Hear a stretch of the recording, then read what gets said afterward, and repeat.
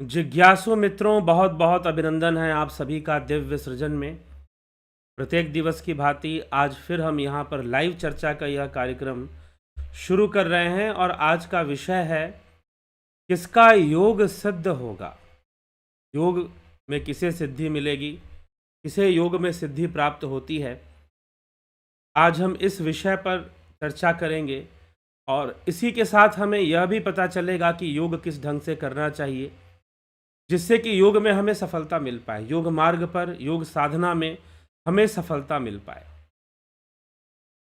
तो आइए हम इस विषय को समझते हैं कि श्रीमद् भगवद गीता में भगवान श्री कृष्ण इस विषय की चर्चा किस प्रकार करते हैं। क्योंकि कई बार लोग योग साधना करते हैं, लेकिन वास्तव में जो उनका मनोभाव होना चाहिए उस मनोभाव में वह नहीं होते हैं। सफलता के लिए जो मनोभाव होना चाहिए वो मनोभाव उनका नहीं बन पाता है। यह दुविधा होती है, यह समस्या पैदा होती है योगियों के साथ जो योग साधना करना चाहते हैं और योग के मार्ग पर, योग साधना के मार्ग पर कुछ सफलता प्राप्त करना चाहते हैं, थोड़ा सफल होना चाहते हैं। उनसे गलतियां क्या होती हैं उसको आज हम इस व्याख्यान में, इस कार्यक्रम में आज हम समझेंगे इस लाइव चर्चा में। तो क्या गलतियां होती हैं, जैसे कि एक उदाहरण हम ले लेते हैं। पहले हम समझे, कुछ उदाहरणों के माध्यम से हम समझें। तो एक उदाहरण अगर हम पुराणों से उदाहरण लें, पुराणों की कथाओं से, तो एक उदाहरण आता है शुकदेव मुनि का। शुकदेव मुनि का, तो शुकदेव मुनि की जो कथा है उसमें कहा जाता है कि शुकदेव मुनि ने बहुत कठोर तपस्या की और तपस्या करने के बाद उन्हें कुछ सिद्धियां भी प्राप्त हुई, लेकिन फिर भी वह मोक्ष तक नहीं पहुंच पा रहे थे। कथा बताती है कि वह वैकुंठ तक नहीं पहुंच पा रहे थे और वैकुंठ में उन्हें प्रवेश नहीं मिला। तो कारण बताया जाता है कि उनका कोई गुरु नहीं था, उन्होंने शायद गुरु नहीं बनाया था, इसलिए उन्हें प्रवेश नहीं मिला। तो ये जो कथा है, इस कहानी का जो आधार है वह गुरु को दे दिया जाता है। लेकिन अगर इस कथा के हम आगे के हिस्से को सुनते हैं तो एक बहुत बड़ी बात सामने निकल कर आती है कि शुकदेव मुनि ने गुरु तो नहीं बनाया, लेकिन अब उन्हें तत्व ज्ञान चाहिए तो वो किसके पास जाएं? देव ऋषि नारद के पास जाते हैं। देव ऋषि नारद उनको अपने पिता के पास, वेद व्यास जी के पास भेजते हैं, जो उनके पिता थे।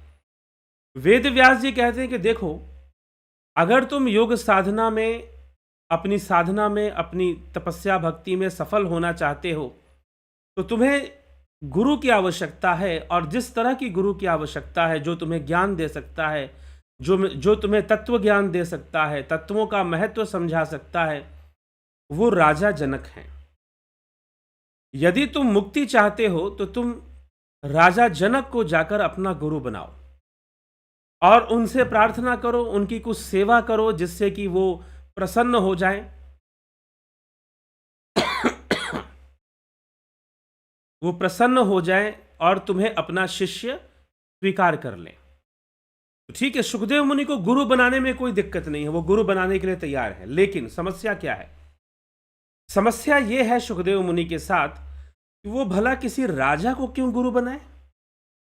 बहुत सारे ऋषि मुनि हैं, मेरे पिताश्री ने मुझे उनके पास क्यों नहीं भेजा? राजा जनक के पास ही क्यों भेज रहे हैं?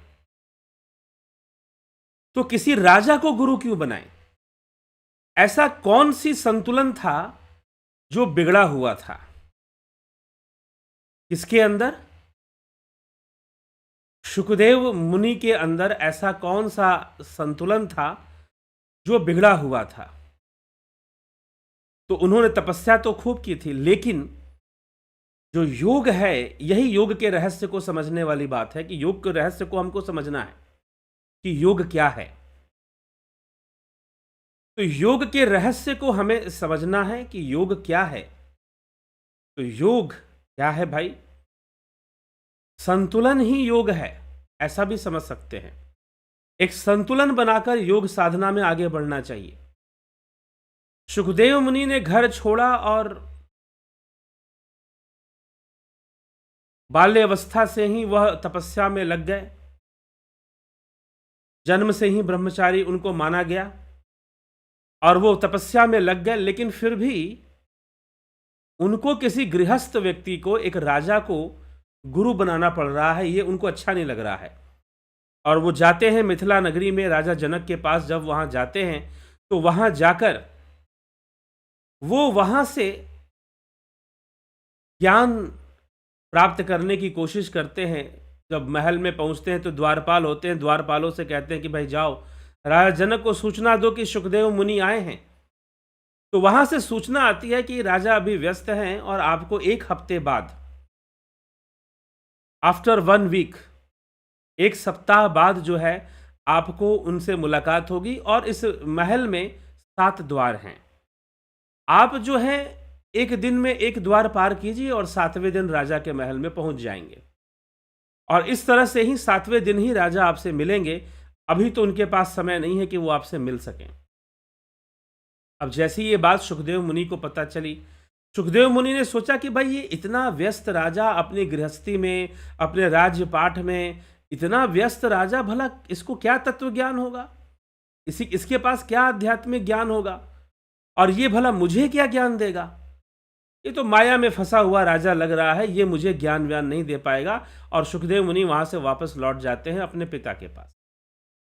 पिता के पास गए और जब पिता के पास गए तो पिता से पूछा। जब पिता के पास गए तो पिता को बताया। पिता ने पूछा कि क्या हुआ, ज्ञान मिला तुम्हें? सुखदेव मुनि ने कहा कि नहीं, वो राजा के पास समय ही नहीं है। वो खबर भिजवाता है कि 1 सप्ताह बाद वो मिलेंगे और 7 द्वारों से मुझे गुजर कर जाना पड़ेगा, तब मैं उनके पास पहुंचूंगा और फिर वो मुझे ज्ञान देंगे, आध्यात्मिक ज्ञान करवाएंगे या तत्व ज्ञान मुझे प्रदान करेंगे, समझाएंगे, चर्चा करेंगे। तो जिसके पास समय ही नहीं है, राजपाट में इतना लिप्त है कि समय ही नहीं है उसको किसी ऋषि से मिलने के लिए, मैं ऐसे राजा के पास नहीं जाऊंगा। अहंकार भी था अपने ऋषि होने का, ब्राह्मण होने का, और किसी राजा के पास झुकना पड़ रहा है। तपस्वी होने का भी अहंकार था सुखदेव मुनि को। लेकिन वेदव्यास जी जानते थे कि जो ज्ञान उसे वहां से मिलना है उसी से इसका कल्याण है, क्योंकि इसने जबरदस्ती साधनाएं की हैं। जबरदस्ती कि मैं ये छोड़ दूंगा, मैं वो त्याग दूंगा, मैं ऐसा कर दूंगा, मैं जंगल में चले जाऊंगा। इससे क्या योग सिद्ध हो जाएगा? प्रश्न ये उठता है, इससे क्या योग सिद्ध हो जाएगा? तो योग सिद्ध करने के लिए आपको साधना करनी पड़ेगी, लेकिन साधना किस ढंग से करनी पड़ेगी? अपने अहंकार में नहीं कि मैं बहुत बड़ा त्यागी हूं, मैंने ये त्याग दिया, मैंने वो त्याग दिया, या मैंने ऐसा कर दिया, मैंने वैसा कर दिया। नहीं, इससे संतुलन नहीं बनने वाला। और राजा जनक तो सिद्ध योगी थे, विदेह जनक, सुखदेव मुनि के गुरु कहलाए। वेदव्यास जी ने सुखदेव मुनि से कहा कि एक बात बताओ, तुम वहां ज्ञान देने गए थे या लेने गए थे? और जब लेने गए थे तो जैसी गुरु की आज्ञा है उसको पालन करना चाहिए। इतनी तपस्या तुमने की है और 7 दिन तुमसे प्रतीक्षा नहीं हो रही। पिता ने थोड़ी फटकार लगाई, वेदव्यास जी उनके पिता हैं, तो थोड़ी फटकार लगाई कि इतनी तुमने तपस्या की है और 7 दिन तुमसे प्रतीक्षा नहीं हो रही, 7 दिन के लिए धैर्य नहीं रख सकते, जैसी उनकी आज्ञा है वैसा ही करो। और तब सुखदेव मुनि फिर से जाते हैं, और फिर से जब जाते हैं 7 दिन उनको फिर प्रतीक्षा करना पड़ता है। 7 दिवस की प्रतीक्षा के बाद वो वहां पर पहुंचते हैं और वहां पहुंचकर उनसे वार्तालाप उनका शुरू होता है, तत्व ज्ञान उनको प्राप्त होता है। राजा जनक उनके गुरु कहलाते हैं। तो अब यह था कि राजा जनक के पास जाना क्यों जरूरी था? एक गृहस्थ व्यक्ति के पास या उनके पास जाना क्यों आवश्यक था? इसलिए आवश्यक था क्योंकि सुखदेव मुनि ने कठोर तपस्या करने में या बहुत कुछ करने में अपना संतुलन बिगाड़ लिया था। संतुलन बिगाड़ लिया था, और जब संतुलन बिगड़ जाएगा, क्योंकि देखिए इसलिए सतोगुण भी बाधक होता है। आप अपने लक्ष्य की प्राप्ति करें, उसमें सतोगुण भी बाधक होता है। तो सतोगुण जब बाधक होता है तो सतोगुण हमारा संतुलन बिगाड़ सकता है। कभी कभी तमोगुण तो बिगाड़ ही सकता है, रजोगुण भी बिगाड़ सकता है और सतोगुण भी बिगाड़ सकता है, जो ज्ञान का कारक है। तो सुखदेव मुनि ने बहुत कठोर तपस्या कर ली, लेकिन कठोर तपस्या करने के बाद भी तत्व ज्ञान से विहीन है और उन्हें वैकुंठ में प्रवेश नहीं मिल रहा है, उनका मोक्ष संभव नहीं है, कैवल्य की प्राप्ति उनको नहीं हो रही है। तो उनको राजा जनक के पास जाना पड़ता है और उनको गुरु बनाना पड़ता है। यह एक कथा आती है उनको गुरु बनाने की, उन्होंने गुरु कैसे धारण किया, गुरु कैसे बना। तो गुरु का काम क्या है? वो एक संतुलित शिक्षा दे, दीक्षा दे, बैलेंस्ड वे में।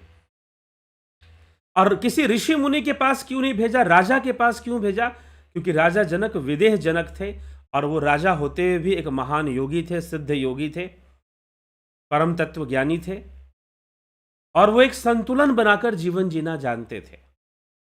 योग सिद्ध कैसे होगा, किस तरह का संतुलन बने कि योग सिद्ध होगा। और भगवान श्री कृष्ण भी अर्जुन को कुछ ऐसा ही उपदेश प्रदान कर रहे हैं। भगवान श्री कृष्ण भी अर्जुन को कुछ ऐसा ही उपदेश प्रदान कर रहे हैं। युंजनेवं सदात्मानं योगी नियतमानसः शांतिम निर्वाण परमाम मत संस्थाम अधिगच्छति। वश में किए हुए मन वाला योगी मन को इस तरह से सदा योग में लगाता हुआ सम्यक स्थिति वाला निर्वाण परमा शांति को प्राप्त होता है, अर्थात निर्वाण को प्राप्त होता है। यह कल भी हमने इस श्लोक पे चर्चा की थी। आगे भगवान श्री कृष्ण कहते हैं, नात्यशंतस्तु योगो अस्ति न च एकांत मनश्नतः न च अति स्वप्नशीलस्य जाग्रतो नैव च अर्जुन। हे अर्जुन, योग ना तो अधिक खाने वाले का और ना ही बिल्कुल नहीं खाने वाले का और तथा ना अधिक सोने वाले का और ना ही बिल्कुल नहीं सोने वाले का, इन लोगों से योग सिद्ध नहीं होता। तो सोचते हैं कि जबरदस्ती हम खूब साधना करेंगे, रात भर बैठे रहेंगे। ठीक है, साधना की प्रेरणा होनी चाहिए, साधना के प्रति एक वेग भी होना चाहिए मन में कि हाँ, हमें खूब ध्यान करना है, खूब साधना करनी है, तभी तो आगे बढ़ोगे, नहीं तो बढ़ नहीं पाओगे। लेकिन एक संतुलन को बना के चलना चाहिए। ध्यान योग करते समय ध्यान योग का वेग होना चाहिए, इसमें कोई संशय नहीं। अगर आपके अंदर वेग आता है कि मैं आज 8 घंटे का ध्यान योग करूंगा, आज मैं 5 घंटे का करूंगा, 3 घंटे का करूंगा मैं ध्यान योग, बैठूंगा, बहुत अच्छी बात है, बहुत श्रद्धा है आपकी और बहुत अच्छी बात है। लेकिन करते समय अहंकार के वशीभूत नहीं होना चाहिए और संतुलन के सिद्धांत को खत्म नहीं करना चाहिए। तो यही भगवान कह रहे हैं कि हे अर्जुन, योग ना तो अधिक खाने वाले का, ना बिल्कुल नहीं खाने वाले का, ना अधिक सोने वाले का, और जो बिल्कुल नहीं सोता है उनके लिए भी योग सिद्ध नहीं हो सकता, क्योंकि उन्होंने अपना संतुलन बिगाड़ दिया है। शारीरिक रूप से भी संतुलित होना जरूरी है, मानसिक रूप से भी संतुलित होना जरूरी है, तभी योग संभव है, अन्यथा योग संभव नहीं है। युक्ताहार विहारस्य युक्त चेष्टस्य कर्मसु युक्त स्वप्नावबोधस्य योगो भवति दुःखः। युक्तहारस्य विहारस्य युक्त चेष्टस्य कर्मसु युक्त स्वप्नावबोधस्य योगो भवति दुःखः। दुखों का नाश करने वाला योग, यथा योग्य आहार और विहार करने वाले का, कर्मों में यथा योग्य चेष्टा करने वालों का, यथा योग्य सोने वालों का, जागने वालों का ही सिद्ध होता है। योग किसका सिद्ध होता है? आज का हमारा विषय ही यही है कि किसका योग सिद्ध होता है। आज हम इसी विषय पर चर्चा कर रहे हैं कि किसका योग सिद्ध होगा। तो भगवान कृष्ण इस श्लोक में साफ साफ स्पष्ट कर देते हैं, संपूर्ण दुखों का नाश करने वाला जो योग है, जो यथा योग्य आहार करते हैं, मतलब कि एक योग्य आहार जो करते हैं, जिनके अंदर योग्य आहार करने का, जो योग्य आहार करते हैं, और फिर यथा योग्य आहार और विहार करने वालों का, कर्मों में यथा योग्य चेष्टा करने वालों का, और कर्मों का भी जो त्याग नहीं करते, यथा योग्य जो कर्म करने चाहिए उन कर्मों को भी वो करते हैं। यथा योग्य कर्मों में चेष्टा करने वाले जो लोग हैं, यथा योग्य आहार और विहार करने वाले जो लोग हैं, जो योग्य आहार करें। इसलिए हठ प्रदीपिका ग्रंथ, हठ योग के भी ग्रंथ को अगर हम देखते हैं तो उसमें प्रारंभ में ये बातें बताई गई हैं कि आपको कैसा आहार करना है।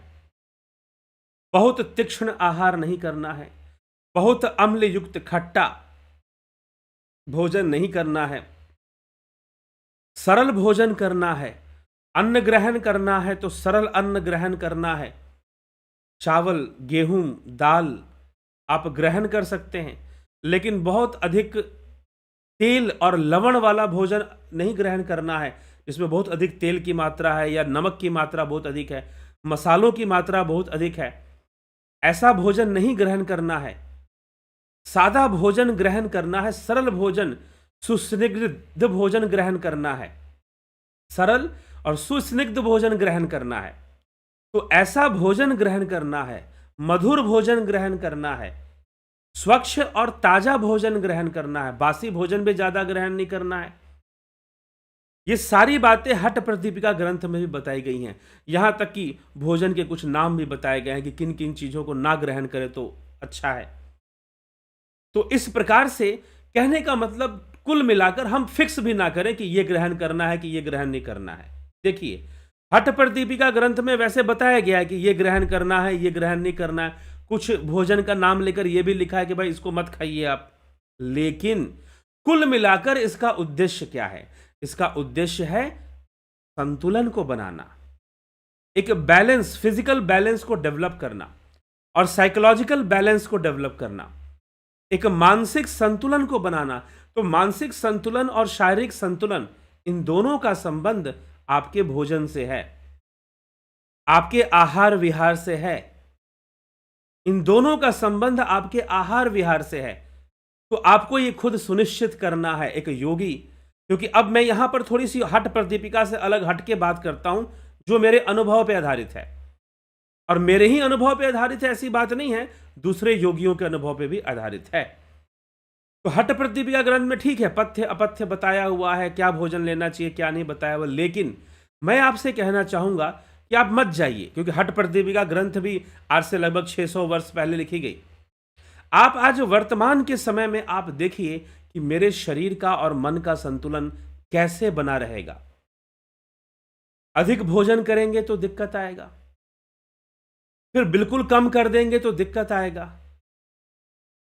ठीक है, आहार विहार, विहार भी करना चाहिए। विहार का मतलब क्या है ये बताइए? विहार का मतलब है थोड़ा व्यायाम करना, थोड़ा घूमना फिरना, ये भी शरीर के लिए जरूरी है। एक्सरसाइज करना, तो थोड़ा व्यायाम करना, बॉडी बिल्डिंग करना नहीं। ठीक है, खूब बॉडी को ट्विस्ट करके घुमा घुमा कर प्रदर्शन करना नहीं। ये योग का उद्देश्य नहीं है कि आप जितना बॉडी ट्विस्ट कर लेंगे उतने अच्छे योगी हो गए, नहीं, ऐसी कोई बात नहीं है। ठीक, इसका योग से कोई लेना देना भी नहीं है।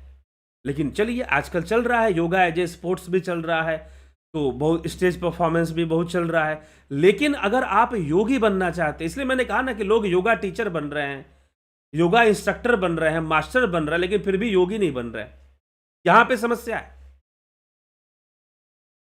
तो योगी बनने के लिए बस आपको अपना संतुलन देखना है कि मुझे संतुलन में रखना है।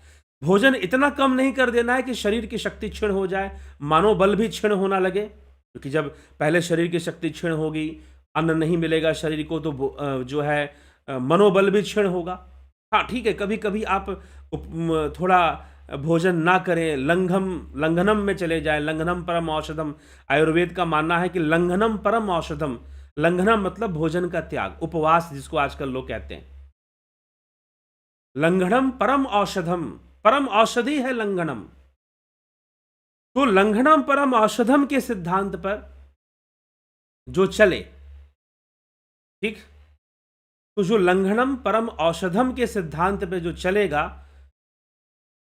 उसको आपने ये बात समझना है। और उपवास वाले जब भोजन थोड़ा त्याग करेंगे तो उससे भी शरीर को लाभ मिलता है। लेकिन अगर ज्यादा लंघनम हो गया, ज्यादा उपवास हो गया, ज्यादा दिन तक आपने भोजन नहीं किया, तो फिर आपके लिए प्रॉब्लम हो जाएगा। ज्यादा दिन तक आपने भोजन नहीं किया तो आपके लिए क्या हो जाएगा? समस्या हो जाएगी। ठीक, शरीर कमजोर हो जाएगा, तो फिर भोजन करना जरूरी है। कुल मिलाकर आप एक संतुलन की अवस्था को बनाइए, यह जरूरी है। उसी तरह से एक्सरसाइज कीजिए। जब एक्सरसाइज आपको करना है, व्यायाम करना है, तो आप बॉडी बिल्डिंग में लग गए तो गड़बड़ है। आप एकदम प्रदर्शन में लग गए कि मैं ये वाला आसन करके दिखा दूंगा, मैं वो करके दिखा दूंगा, नहीं। दिखाने के चक्कर में योग करेंगे तो बीमार भी पड़ जाएंगे, कुछ विकृतियां भी आ जाएंगी। योग के नियम को समझना पड़ेगा कि कैसे हमें योग आसन करने हैं। ठीक, तो हमें दिखाने के चक्कर में योग नहीं करना है। शरीर का एक संतुलन बनना जरूरी है, बस। अब वो संतुलन, अब मान लो एक और बात भी स्वीकार करना पड़ेगा इसमें, शरीर नश्वर है। आखिरकार शरीर नश्वर ही है। कुछ भी कर लो, कितनी भी दवाइयां खा लो, कितना भी योग कर लो, शरीर तो नश्वर है। इस बात को कोई काट नहीं सकता। तो अब आप शरीर को इतना भी परफेक्ट करने में लग गए तो उसमें भी प्रॉब्लम आ सकती है। वहां आपका मानसिक संतुलन बिगड़ जाएगा, वहां आपका मानसिक संतुलन बिगड़ जाएगा, बहुत ज्यादा शरीर को परफेक्ट करने के चक्कर में। बस एक संतुलन बना रहे जिसमें कि आप अच्छे से ध्यान योग कर सकें। आपकी शरीर की संरचना इतनी रहे जिसमें कि आप अच्छे से ध्यान योग कर सकें, ध्यान लगाने में कोई दिक्कत ना आए। ठीक, और ध्यान योग धारणा ध्यान समाधि की ओर आप अग्रसर हो सकें, क्योंकि योगी तो तभी हैं जब आपका ध्यान होगा। सिर्फ बाहर के आसन वगैरह कर लेने मात्र से कोई योगी नहीं हो जाएगा। ये बिल्कुल शास्त्र विहीन परिभाषा हो जाएगी, वो शास्त्र विरुद्ध परिभाषा हो जाएगी। तो इसीलिए भगवान यहां पर कहते हैं कि बहुत अधिक सोने वाला, बिल्कुल नहीं सोने वाला, बहुत अधिक खाने वाला, बहुत कम खाने वाला, इन लोगों से योग साधना नहीं होने वाली है, इनका सिद्ध नहीं होगा। यथाउचित आहार विहार करने वाला, यथाउचित चेष्टापूर्वक कर्म करने वाला, कर्म में भी लगे रहना है साथ में, कर्म करने वाला जो उचित कर्मों को करने का निर्णय लेता है, यथाउचित कर्म करने वाला, कर्मों में यथा योग्य चेष्टा करने वाला, यथा योग्य सोने और जागने वाला, युक्त स्वप्नावबोधस्य भवति, युक्त स्वप्नावबोधस्य भवति, यथा योग्य सोने और जागने वाला। योग्य मतलब कि अब ये नहीं कि खूब सो रहे हैं, भगवान ने तो कहा है कि भाई योग करने के लिए सोना चाहिए। जी हां, सोना इतना चाहिए जिससे कि शरीर का स्वास्थ्य, मन का स्वास्थ्य अच्छा बना रहे। भोजन उतना ही करना चाहिए जिससे कि शरीर का स्वास्थ्य अच्छा रहे और शरीर वैसा बना रहे जिससे कि आप अच्छी साधना कर सकें, अच्छे से आप ध्यान योग कर सकें। ठीक, शरीर इतना बना रहे। तो इसलिए हमें यह समझने की आवश्यकता है। अब देखिए, पर्सन टू पर्सन ये बात डिफर कर जाएगी, एक नियम सब पे लागू नहीं हो सकता, क्योंकि प्रत्येक व्यक्ति की जो संरचना है, जो शारीरिक संरचना है, वो अलग अलग है। जो फिजिकल स्ट्रक्चर होता है बॉडी का, वो अलग अलग होता है। जैसे कि आपको आसन आदि भी करना है, योगासन करना है, चक्रासन करना है, धनुरासन करना है, शीर्षासन करना है, तो आपकी फिजिकल बॉडी किस आसन के योग्य है और किस आसन के योग्य नहीं है। कई लोगों की हाइट छोटी हो जाती है, तो क्या वो योगी नहीं बन सकते? कई लोगों की हाइट छोटी रह गई, या कई बार ऐसा पाया जाता है कि जो कमर के नीचे जो पैर हैं, उनकी लंबाई, उनका जो साइज है वो थोड़ा छोटा होता है, या कई बार बड़ा हो जाता है। कंपेयर करें ऊपर के उससे, कई बार कुछ लोगों के हाथ लंबे हो जाते हैं, तो कई आसन करने में उनको सुविधा होती है। कई लोगों के हाथों के साइज छोटे हो जाते हैं थोड़ा सा, तो क्या वो योग नहीं करेंगे? कई आसन करने में उनको दिक्कत आएगी, फिर भी वो योग कर सकते हैं। ठीक, और कई बार ऐसा हो सकता है कि आदमी उम्र हो गई, फिर वो योग के प्रति जागरूक हो रहा है, तो क्या वो योग नहीं करेगा? तो योगी होना, तस्मात् योगी भव अर्जुन, और भगवान कृष्ण तो अर्जुन से युद्ध करवा रहे हैं। तो योगी होने का सही सही अर्थ हमें समझना है, एक संतुलन को बनाकर हमें चलना है, एक बैलेंस को डेवलप करके हमें चलना है। जब हम साइकोलॉजिकल, और ये निजी जिम्मेदारी है, मैं कहूंगा इस मामले में। ठीक है, किताबों के अंदर कुछ बातें लिखी हैं, उसका हमें लेसन लेना चाहिए, उससे हमें सीखना चाहिए, लेकिन फिर भी एक व्यक्ति की व्यक्तिगत जिम्मेदारी है कि वो संतुलन बनाता है या नहीं बनाता है, कितना बनाता है, कितना नहीं बनाता है। ठीक है, तो कई बार हो सकता है कुछ लोग ऐसे हो सकते हैं कि खूब आसन कर रहे हैं, खूब व्यायाम कर रहे हैं, उन्हें कोई दिक्कत नहीं है, खूब व्यायाम करते पसीना बनाते कोई दिक्कत नहीं। लेकिन कुछ लोग ऐसे भी होते हैं, जब वो ज़्यादा एक्सरसाइज कर लेते हैं उनको प्रॉब्लम आती है। कभी हार्ट से रिलेटेड प्रॉब्लम आ सकती है, कभी उनको रिब्स में भी उनके प्रॉब्लम आ जाती है। तो एक्सरसाइज इतना मत करने लग जाइए कि आपको प्रॉब्लम आनी शुरू हो जाए, तकलीफें आनी शुरू हो जाए। तो यह सब जो सूक्ष्म बातें हैं उनको ध्यान में रखकर खुद हमें शास्त्रों का भी ज्ञान रखते हुए, साथ ही साथ संतुलन को, विज्ञान को समझते हुए हमें एक संतुलन में खान पान करना चाहिए। एक संतुलन में हमें खान पान करना चाहिए, आहार विहार करना चाहिए, संतुलन में ही हमें रहना चाहिए। तब जाकर हम जब बाहरी संतुलन इस प्रकार से थोड़ा बनाएंगे तो ध्यान योग करना हमारे लिए बहुत सरल हो जाएगा, बहुत आसान हो जाएगा। बहुत वजन बढ़ जाएगा तो ध्यान योग करने में भी समस्या आएगी। पित्त विकार बहुत बढ़ जाएगा तो उसमें भी ध्यान योग में करने में समस्या आएगी। अगर पित्त विकार ज़्यादा बढ़ता है तो आयुर्वेद के अनुसार कफ, पित्त और वात, इन तीनों का संतुलन रखना ही शरीर का स्वास्थ्य है। मानसिक स्वास्थ्य भी इससे प्राप्त होता है। इन तीनों का संतुलन बने रहना चाहिए हमारे जीवन में। तो जब इन तीनों का संतुलन बने रहेगा तो निश्चय ही हम जो है लाभ उठा पाएंगे संतुलन का, योग का।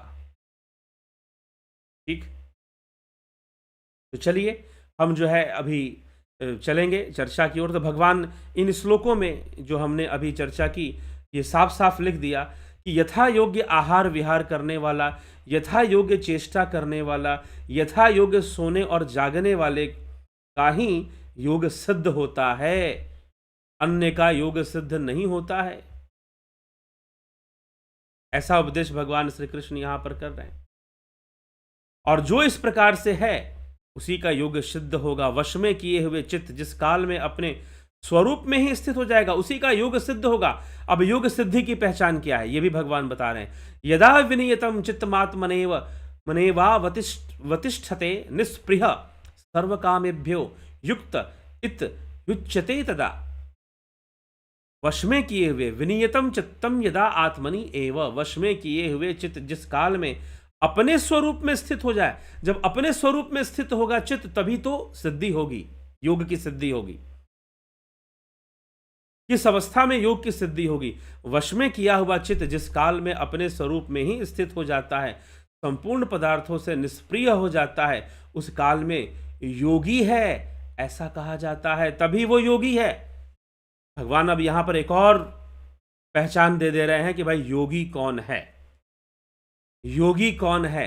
तो जिसका वश में किया हुआ चित्त जिस काल में अपने स्वरूप में ही स्थित हो जाए। वश में किया हुआ चित्त जिस काल में अपने स्वरूप में ही स्थित हो जाता है और संपूर्ण पदार्थों से निष्प्रिय हो जाता है, उस काल में वह योगी है ऐसा कहा जाता है। उस काल में वह योगी है ऐसा कहा जाता है।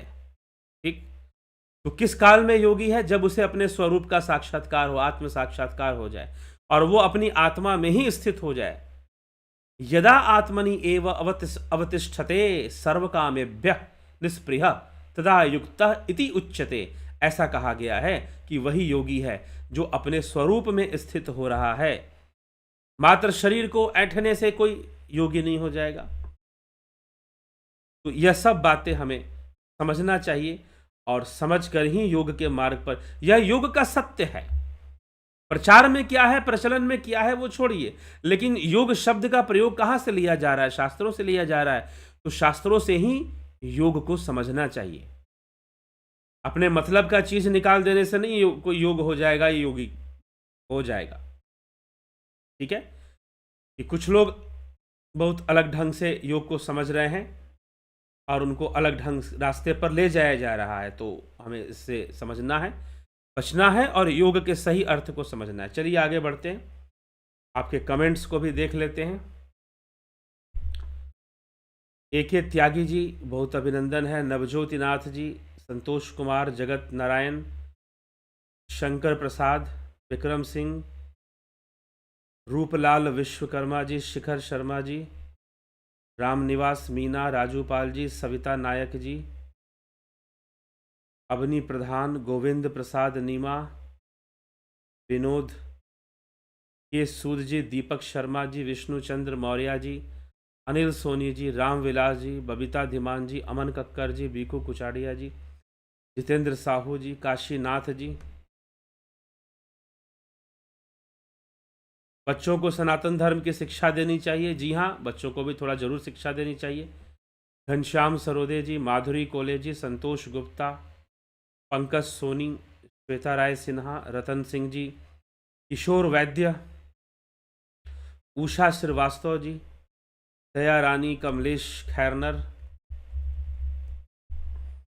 Shankar Prasad ji. I find many yoga institutions having 108 Surya Namaskar program on a Ratha Saptami day tomorrow. What is the relationship between the two? What is the relationship between the two? The Ratha Saptami day and 108 Surya Namaskar program. ये तो वही जानते होंगे. I don't know about that relation, the Ratha Saptami day and tomorrow is the Ratha Saptami day. Okay, tomorrow, 28 of January. ठीक है. Maybe some relation between the 108 Surya Namaskar, but 108 Surya Namaskar not good for everyone. Okay, it may be problematic for some people. It is not the subject of show off, to show that someone can do 108 Surya Namaskar continuously. It is good to do. Someone is very fit. अगर कोई बहुत fit है, young है, तो वो करे, कोई दिक्कत नहीं है। लेकिन कोई इसको, दूसरे लोग इसको कॉपी ना करें। जो प्रैक्टिस में है उनके लिए अच्छा है। तो मैनी योगा इंस्टीट्यूशन हैविंग 108 सूर्य, हाँ मैंने भी सुना है 108 सूर्य नमस्कार करते हैं एक साथ। लेकिन what is the relationship between Surya Namaskar and Ratha Saptami, that is a different topic. But the 108 Surya Namaskar करना चाहिए कि नहीं करना चाहिए? अगर आप यंग हैं तो करिए, आपके शरीर में वो शक्ति है तो करिए, नहीं तो कोई जरूरी नहीं है। ऐसा नहीं है कि आप 108 सूर्य नमस्कार कर लेंगे तो बहुत बड़े योगी बन जाएंगे, ऐसा नहीं है। अगर ऐसा होता तो ये सारे गीता के जितने भी ये बातें हैं फिर इसको झूठी हमें माननी पड़ेंगी, इसे गलत हमें मानना पड़ेगा। ठीक है, हाँ हठ योग का वो पार्ट है, सूर्य नमस्कार एनर्जाइजिंग एक्सरसाइज है, वो करना ही चाहिए, इसमें कोई दिक्कत नहीं है। चंदन राव जी, महाभारत में ऐसा प्रसंग है कि ऋषि बकडलबे ने 4 ब्रह्मा को देखा था और लगभग उतनी कैसा रह सकता है? आपका सब शब्द स्पष्ट नहीं है। 4 ब्रह्मा को देखा था तो ब्रह्मा जी के 4 मुख थे, उनके 4 मुख को देखा होगा। ठीक, तो ब्रह्मा है, ब्रह्म नहीं है। ब्रह्म अलग चीज है। ब्रह्म की व्याख्या तत्व रूप में होती है जो हम कई जगह पर करते हैं। लेकिन जब 4 ब्रह्मा, ब्रह्मा देवता है, तो जब ब्रह्मा को देखा तो ब्रह्मा के 4 मुख थे, उन 4 मुखों को देखा होगा। विमला शाह जी, प्रदीप सिकरवार जी, अभिनंदन है।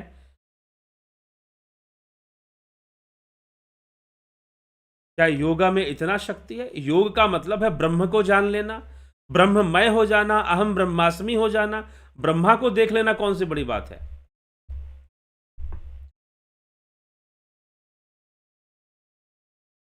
विनोद कुमार शर्मा जी, ब्रह्मा तो देवता हैं, तो ब्रह्मा को देखना, 4 ब्रह्मदेव मतलब ब्रह्मदेव मतलब ब्रह्मा को देखना, ब्रह्म देवता रूपी ब्रह्मा को देखना। तो इसमें क्या क्या आप इससे समझना चाहते हैं? ये योग का लक्ष्य नहीं है। योग के लक्ष्य के सामने ये बहुत छोटी सी बात है कि उन्होंने किसी देव को देख लिया या ब्रह्मा रूपी जो देव हैं 4 मुख वाले, उनको देख लिया। यह बहुत बड़ी बात नहीं है योग मार्ग में। ठीक, यहां तो कैवल्य की चर्चा है, स्वरूप की चर्चा है, ब्रह्म की चर्चा है, ब्रह्मलीन होने की चर्चा है। तो ब्रह्मा को देखना कौन सी दूर की चीज है? देखा होगा।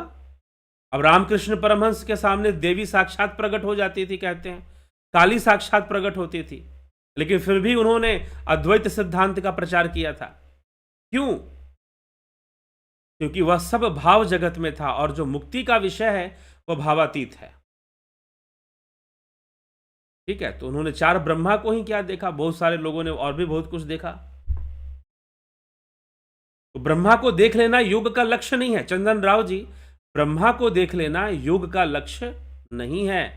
योग का लक्ष्य है स्वरूप का साक्षात्कार, आत्मज्ञान को प्राप्त होना, ब्रह्म ज्ञान को प्राप्त होना, ब्रह्म की प्राप्ति करना, अहम ब्रह्मास्मि को समझना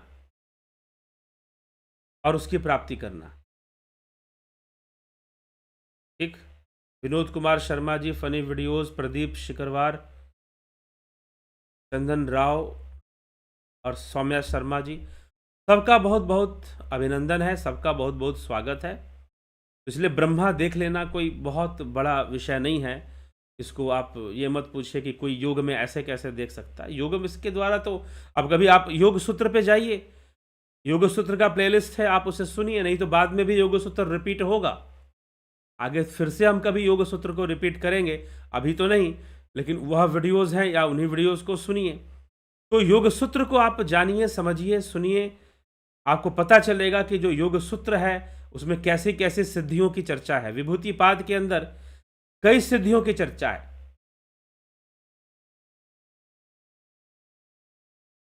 ठीक, तो यह हमें समझने की आवश्यकता है। जब हम इस बात को समझेंगे तो निश्चय ही इसका हम लाभ उठा पाएंगे।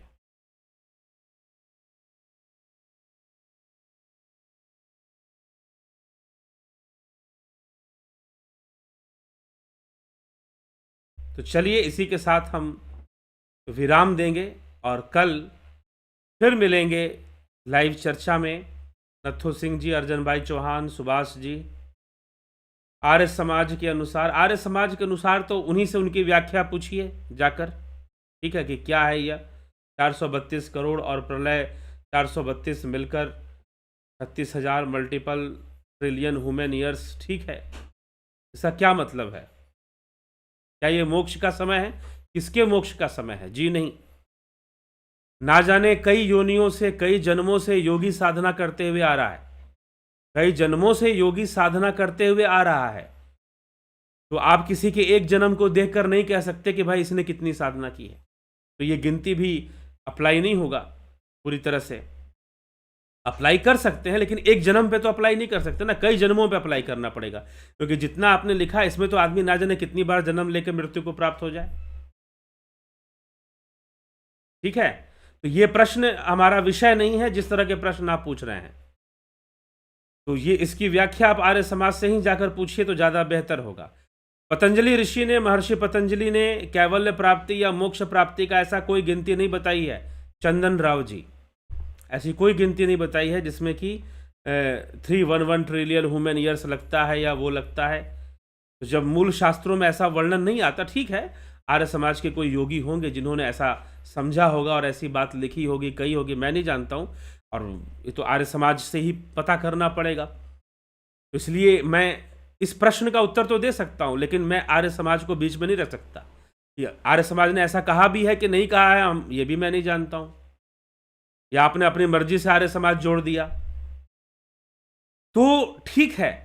लेकिन जो मूल शास्त्र हैं हमारे, जो मूल शास्त्र हैं जो मोक्ष की चर्चा करते हैं, चाहे वेदांत हो, चाहे महर्षि का पतंजलि योग सूत्र हो, वो ऐसे कोई नंबर्स नहीं बताते, कोई साल नहीं बताते हैं। तो इन सालों को मानकर हम साधना नहीं करेंगे। और हो सकता है कि पिछले जन्मों से ना जाने कितनी साधना हो चुकी हो और कितने साल पूरे हो चुके हों। ठीक है, यह भी तो हो सकता है। तो इस तरह से इस बात को समझना चाहिए और ये गिनती के चक्कर में नहीं पड़ना चाहिए। नथु सिंह जी, अर्जन भाई चौहान, सुभाष लांडे जी, यादव लव, कन्हई कुमार जी, बहुत बहुत अभिनंदन है आप सभी का। आप जुड़े रहें, लाभान्वित होते रहें और योग मार्ग पर सनातन धर्म में आप अपना सहयोग भी देते रहें। सहयोग के लिए आप जुड़ते हैं, यह भी एक सहयोग है, लेकिन आगे और भी कुछ मैं सहयोग के लिए कभी कहूँगा कि आप सहयोग दें। ठीक, तो चलिए आगे बढ़ते हैं और विराम लेते हैं आज के कार्यक्रम से। कल फिर मिलेंगे 9 PM लाइव चर्चा में।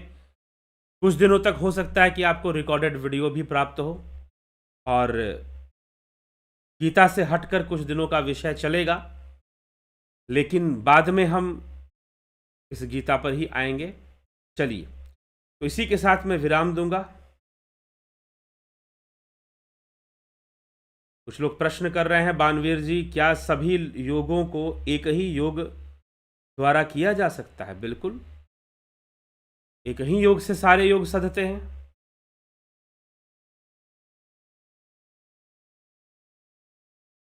ठीक, एक जीवात्मा के मोक्ष की अवधि कितनी होती है? नहीं पता जी, अवधि कितनी होती है, इसका उत्तर नहीं है मेरे पास। ठीक है, कहीं और से प्राप्त कीजिए, ज़्यादा बेहतर होगा, क्योंकि अवधि का कोई मतलब नहीं है। अब जीवात्मा पे भी तो निर्भर करता है ना, कितनी ताकत उसने लगाई है, कितना प्रयास उसने किया है, इस पर भी तो निर्भर करता है बात। तो प्रयास कितना है? योग मार्ग पे चलिए, प्रयास कीजिए, अवधि के चक्कर में क्यों पड़ेंगे? ये कभी नहीं सोचना चाहिए कि कितनी अवधि लगेगी, कितना समय लगेगा। मार्ग पकड़िए, रास्ता पकड़िए और रास्ते पे चलना शुरू कीजिए। ठीक है, अगर रास्ते पे चलेंगे तो मंजिल मिलेगी, और अवधि के बारे में सोचेंगे कि भाई इतना लगेगा इतना लगेगा, तो चलेंगे कब? यही तो कृष्ण उपदेश दे रहे हैं। कृष्ण अर्जुन को 6ठे अध्याय में, अभी हम आगे पढ़ने वाले इस विषय को, जो चंदन राव जी ने पूछा है। अगर किसी ने आपको अवधि के चक्कर में डाला है तो आपको भरमा दिया है, आप ये समझिए, आप भ्रमित हो चुके हैं कि कितनी अवधि लगेगी, कितना क्या होगा। ठीक, जब आप तत्व में लीन होगे, जब आप संपूर्ण उपाधियों से मुक्त हो जाएंगे, विवेक चूड़ामणि आदि गुरु शंकराचार्य। अब पता नहीं आप ये प्रश्न कर रहे हैं, लेकिन जो मुख्य मुख्य शास्त्र हैं उन्होंने ऐसी कोई चर्चा नहीं की है। मुख्य मुख्य जो सामने हैं हमारे, बिल्कुल। तो ये बात है इसमें। तो साधना का प्रारंभ होना जरूरी है।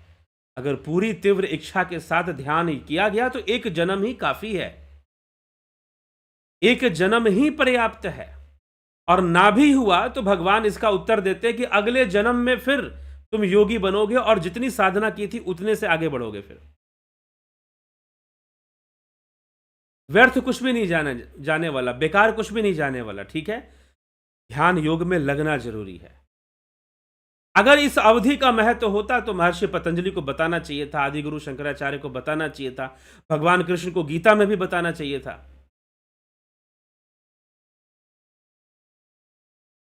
तो इसीलिए आप जहां से भी ये प्रश्न ले आए हैं वह बताएंगे और उन्हीं से पूछिए।